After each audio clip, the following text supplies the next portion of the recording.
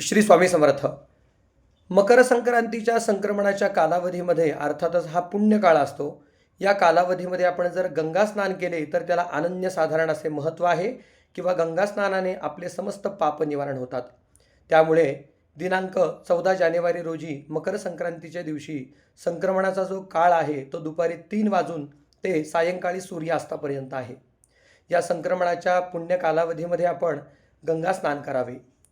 प्रत्यक्ष गंगेमध्ये स्नान करणे आपल्याला कठीण आहे, म्हणून थोडं पाणी घ्यावं. त्याच्यामध्ये आपण जर आपल्या घरामध्ये गंगेचं तीर्थ असेल तर ते थोडंसं घालावं. त्यानंतर थोडेसे तीळ घालावेत आणि ओम गंगे नमः हा मंत्र 11 वेळा म्हणून त्या पाण्याने स्नान करावे.